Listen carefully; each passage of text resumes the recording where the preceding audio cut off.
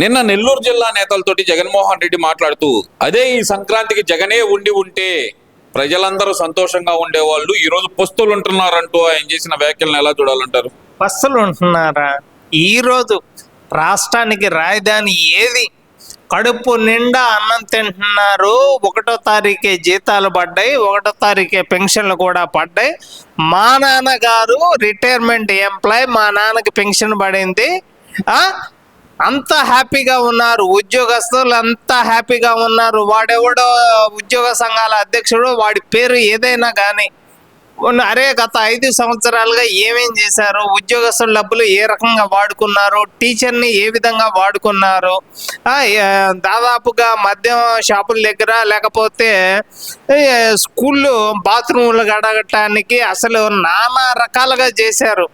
మరి అలాంటి ఉద్యోగస్తులు నీకు 11 సీట్లు రావటానికి మెయిన్గా కారణం ఉద్యోగస్తులే కారణం అయ్యారు. ఇక ఉద్యోగస్తులు కావచ్చు, జగనే ఉండి ఉంటే అంటున్నావు, ఏమైనా చచ్చిపోయాడా ఏంది? బతికే ఉన్నాడు కదా. ఇప్పుడు నువ్వు అంటే గత అధికారంలో ఉన్నప్పుడు పరదాలు, పోలీసులు, బారికేడ్లు, ఏదో పెద్ద ముత్తైదు గనక పెద్ద మొండ మోపిదో ముత్తైదు ఏది ఏమైనా కానీ ఇంట్లో నుంచి బయటకు వచ్చేటప్పుడు ఈ పోలీసులు ఎందుకు, పరదాలు ఎందుకు, బారికేడ్లు ఎందుకు? బుల్లెట్ ప్రూఫ్ వెహికల్స్ 2 కొన్నావు, ఎందుకు వాడుతున్నావో తెలీదు. ఆ ఋషికొండ ప్యాలెస్ని 500 కోట్లు పెట్టి కట్టావు. మీరు చేసిన అరాచకాలు అన్నీ బయటకు వస్తున్నాయి. కొంతమంది జైలుకి వెళ్తున్నారు, కొంతమంది పార్టీలు మారుతున్నారు. ఎవరున్నారు మీ పార్టీలో? అని ఏంద్రా కొత్త పేర్లన్నీ వస్తున్నాయి. రీసెంట్గా రీతు చౌదరి అని చెప్పి 700 కోట్ల విషయం బయటకు వస్తుంది. రోజక్క చేసిన అరాచకాలు బయటకు వస్తున్నాయి. ఈ మా చిలకలూరుపేట చిలక హైకోర్టు నోటీసులు రీసెంట్గా ఇచ్చింది. నువ్వు ఎప్పుడు నాన్న, ఎన్ని కేసులు నాన్న? నిన్న రీసెంట్గా అతని పేరు ఏంది, 37 సంవత్సరాల అభిషేక్ రెడ్డి. అసలు ఆ పిల్ల ఎంతమందిని చంపుతారా? ఆ కేసులో, బాబాయ్ కేసులో ఉన్న దాదాపుగా నాకు తెలిసి 5 నేను అడిగిందండి, జగనే ఉండి ఉంటే అంటున్నాడు. జగనే ఉండి ఉంటే అంటారు. మీరు అడిగింది మాత్రమే చెప్పాలని ఏమన్నా రూల్ ఉందా? మీరు అడిగింది మాత్రమే చెప్పాలని రూల్ లేదు కదా. జగన్మోహన్ రెడ్డి చేసిన అరాచకాలు మొత్తం నేను పోయినసారి చెప్పా, మీరు అడిగిందే కాదు అడగని కూడా చెప్తాను అని చెప్పి డైరెక్ట్గా చెప్పాను. ఏదన్నా కానీ ఉండి ఉంటే కనుక ప్రజలందరూ సుఖ సంతోషాలతో ఉండేవాళ్ళంట. తల్లికి వందనం కింద 15,000 వేసేసేవాడంట. చెల్లి మీద కేసు ఎందుకు వేసావు నాన్న? చెల్లి మీద కేసు ఎందుకు వేసావు నాన్న? ఎన్నిసార్లు అమ్మగారి కారు ఎందుకు పంచర్ అయింది నాన్న? ఎందుకు చెప్పు. ఏంటిది పంచర్ అయిందా? కొత్త కారు అంత కాస్ట్లీ కారు ఎందుకు ఎన్నిసార్లు పంచర్ అయింది? ఏది నువ్వు ఉన్నప్పుడు రోడ్లు ఎట్ట ఉన్నాయో తెలుసు. మరి బాబు గారు మా కోసం రోడ్లు వేసారా? లేకపోతే నువ్వు సంక్రాంతికి వస్తాను అంటున్నావు. సంక్రాంతికి వస్తే ఏమైద్దో మాకు తెలుసు.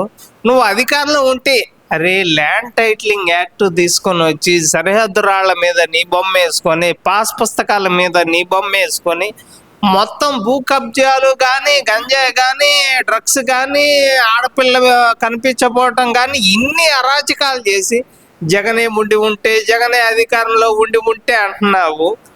నీ గురించి, నీ పాలన గురించి, అరే నీ గురించి నీ సొంత చెల్లి చెప్పాలరా, షర్మిల చెప్పాలా, లేదా సునీతారెడ్డి గారు చెప్పాలా? నీ గురించి అందరూ తెలుసురా. ఈసారి 2029లో పులివెందుల ఎమ్మెల్యే బీటెక్ రవి, అది ఒక్కటి గుర్తు పెట్టుకో చాలు. ఏంద్రా నువ్వు మాట్లాడేది? సంక్రాంతికి వస్తాను అంటున్నావు. నువ్వు చేసిన దరిద్రాలు, ఇప్పుడు కరెంటు బిల్లు పెంచినా దానికి దరిద్రం నువ్వే. చెత్త పన్ను వేసిన చెత్త పార్టీ గురించి ఇంకెక్కువగా మాట్లాడాల్సిన అవసరం లేదు అని చెప్పి ఎప్పుడో చెప్పారు. ఇంకా ఏం చెప్పేది? ఇక్కడ అర్థం ఏంటంటే కనుక ఆయన ప్రజలకు ఇవ్వాల్సిన సంక్షేమ పథకాలు కూటమి ప్రభుత్వం ఇవ్వకుండా ప్రజల్ని మోసం చేసింది. అదే నేనుంటే గనక వాళ్ళందరికీ డబ్బులు వేసేవాడిని అని ప్రశాంతంగా చెప్తున్నాడు కదా. మర్చుకోవటం తప్పితే ప్రజలకు ఇచ్చింది ఏముంది? సమోసాలకి ఎంత ఖర్చు పెట్టావు నాన్న? ఎగ్ పఫ్లకి ఎంత ఖర్చు పెట్టావు? నిమ్మరసానికి ఎంత ఖర్చు పెట్టావు? గోళ్లకు రంగులు వేయటానికి ఎంత ఖర్చు పెట్టావు? లేకపోతే సరిహద్దు రాళ్ల మీద నీ బొమ్మలు వేసుకోవడానికి ఎన్ని ఖర్చు పెట్టావు? ముఖ్యమంత్రిగా ఆయన ఇంటికి కిటికీలు పెట్టుకోవడం తప్పంటారా మీరు? 70 లక్షలు పెట్టి కిటికీలు పెట్టుకున్నాడండి. 12,85,00,000 పెట్టి చుట్టూరు గిల్లు పెట్టుకున్నాడండి. సెక్యూరిటీ కోసం పెట్టుకోకూడదు అంటారా మీరు? ఋషికొండలో బంగారు తొట్టి పెట్టుకొని దాదాపు తొట్టి కొనుక్కున్నాడండి 12 లక్షలు పెట్టి, ఏమైంది? ఏదది అది ఇప్పుడు మామూలుగా ఎవరైనా ఏదైనా కానీ బాత్రూమ్కి వెళ్ళినప్పుడు వాళ్ళ చేతులతో వాళ్ళు కడుక్కుంటారు, కానీ ఆ మిషన్లు పెట్టి అంత కాస్ట్లీ కొనాల్సిన అవసరం లేదు. ముఖ్యమంత్రి అండి, ఆయన ఎందుకు చేయి పెట్టాలంటారు? ఏది అప్పుడు ముఖ్యమంత్రి ఆయన. ఏ ముఖ్యమంత్రి చేయి పెట్టడా? ఈయన ఒక్కడికి ఎందుకు అన్ని ఫెసిలిటీస్ ఎందుకో నాకు అర్థం కావట్లేదు. బాత్రూమ్ లో కూర్చుంటే నీకు బీచ్ కనపడాలా? ఆ బీచ్ సంగతి తర్వాత అండి. ఇప్పుడు ఆయన ఏమంటున్నాడు, నేనుంటే సంక్షేమ పథకాలు అమలు చేసేవాడిని, నేనుంటే పిల్లలకు డబ్బులు వేసేవాడిని, పండగ ప్రశాంతంగా జరుపుకునే వాళ్ళు తల్లులు. ఈ కూటమి ప్రభుత్వం వచ్చి తల్లులకి డబ్బులు వేయకుండా పిల్లలకు పండగ లేకుండా చేశాడు అంటున్నారు. మరి ఇవన్నీ డాడీ గారి ఆత్మతో చెప్పు. ఆయన వింటాడు. ప్రజలన్నీ వినలేకే, నీ సోది వినలేకే నీకు 11 సీట్లు ఇచ్చారు. నీ మొహానికి ఢిల్లీ గోడలో బద్దలు కొట్టా అన్న నిన్ను నాకు ప్రతిపక్ష హోదా ఇవ్వండి, ఇస్తేనే వస్తాను. త్రిపుల్ గారు సీట్లో కూర్చొని రారా రారా అన్నా కూడా రావట్లే. ఆయన నీ ఇంటి పక్కనే ఇల్లు కట్టుకున్నాడు. ఇప్పుడు ఏం చెప్తా, ఆయన కార్ నెంబర్ కూడా AP 11 పెట్టుకున్నాడు. ఏ రకంగా నువ్వు ఇప్పుడు త్రిపుల్ కేసులో ఒక ముద్దాయి ఎవరా మొండా A5 ఆ కేసులో డాక్టర్ ప్రభావతి వెళ్ళిపోయింది. ఇక్కడ ఆమె 2019కి ముందే ఆమె రిటైర్ అయిపోతే ఆమెను తీసుకొని వచ్చి ఆమెకి అక్కడ పదవి ఎట్లా ఇచ్చారు చెప్పండి? డాక్టర్ ప్రభావతికి గుంటూరు GGH హాస్పిటల్లో ఎందుకని ఆమెకి రిటైర్మెంట్ అయినా కూడా వీళ్ళకి అధికారం ఉంది కదా అని తీసుకొని వచ్చి ఎందుకు కూర్చోబెట్టి ఆమె చేత దొంగ డాక్టర్ సర్టిఫికెట్లు ఇచ్చారు.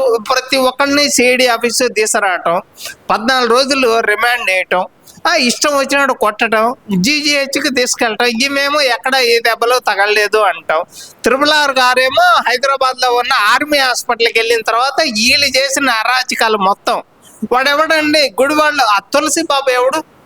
ఆ తులసి బాబు ఎవరు? వాడు త్రిపుల్ గారి గుండెల మీద కూర్చున్న వ్యక్తి. టీడీపీకి సపోర్ట్ ఇచ్చి ఇప్పుడు టీడీపీ వైపు వాడెవడు? తులసి బాబేనా? ఎవరు అతను? వాళ్ళు ఎవరు? వీళ్ళంతా కొత్త వాళ్ళంతా ఆ పార్టీలో ఓడిపోయిన వాళ్ళంతా ఇప్పుడు టీడీపీ పార్టీలో ఉండి ఎన్నో అరాచకాలు జరుగుతున్నాయి.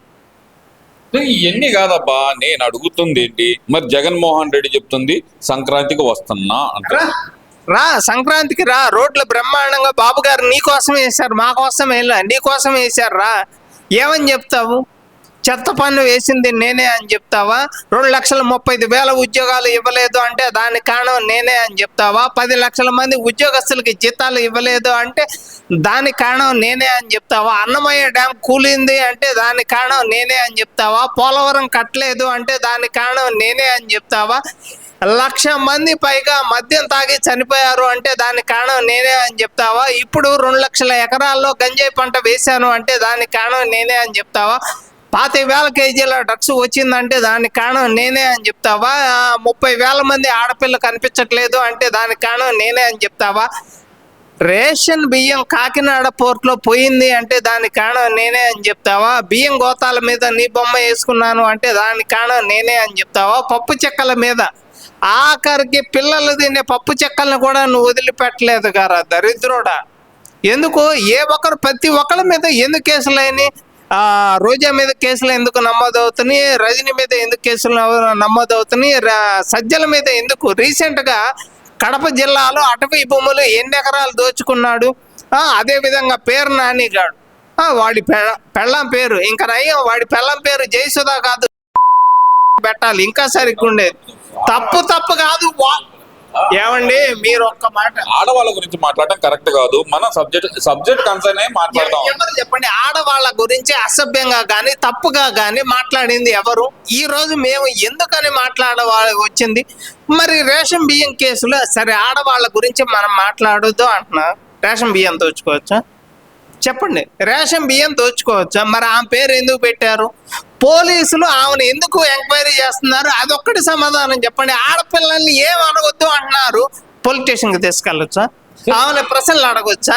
ఇదంతా ఒకటైతే గనక మిమ్మల్ని ఎవరైతే గనక ఇబ్బంది పెడుతున్నారో ఆ పోలీస్ ఆఫీసర్ల పేర్లు రాసుకోండి, వాళ్ళ చేతే మీకు సెల్యూట్ కొట్టిస్తా అంటూ జగన్మోహన్ రెడ్డి భరోసా ఇస్తున్నాడు. మరి వాళ్ళ నాయకులు తాతలు దిగొచ్చిన, మీ అయ్య బతికొచ్చిన, కేసీఆర్ గాడు ఈయన ఇక్కడ ఆంధ్రప్రదేశ్లో జగన్మోహన్ రెడ్డి కానీ తెలంగాణలో కేటీఆర్ కానీ వాడు కేటీఆర్ గాడు వద్దు, వద్దు, ఈ కాదు నేను అడుగుతుంది ఏంటంటే కనుక పోలీసుల చేత సెల్యూట్ పెట్టిస్తాం మీకు, వాళ్ళ పేరు రాసుకోండి అని చెప్పి జగన్మోహన్ రెడ్డి మాట్లాడుతున్నాడు. దానికి సమాధానం చెప్పండి నాకు. మీ తాతలు దిగొచ్చిన, మీ అయ్య బతికొచ్చిన, కేసీఆర్ అధికారంలో వస్తాడు అనే ఆలోచన వచ్చినా కూడా నేను బతికున్నంత కాలం ఏపీలో టీడీపీ జెండా ఎగురుతుంది. బాబు గారు ఒక్క మాట చెప్తే తెలంగాణలో కూడా 2028లో టీడీపీ జెండా ఎగురుతుంది. ఆపే దమ్ము కానీ ఎవరైనా కానీ ఇప్పుడు ఎన్టీఆర్ గారి విగ్రహాన్ని కదిలిస్తామని చెప్పి తెలంగాణలో ఉన్న కొంతమంది మాట్లాడుతున్నారు. వాళ్ళకు కూడా సరైన సమాధానం మేమైతే చెప్తాము. ఏదైనా కానీ నేను బతికున్నంత కాలం ఏపీలో కానీ తెలంగాణలో కానీ జెండా ఎగరాలి, నేను చనిపోయిన తర్వాత నా గుండెల మీద ఉండాలి అని చెప్పి మేమైతే కోరుకుంటున్నాం.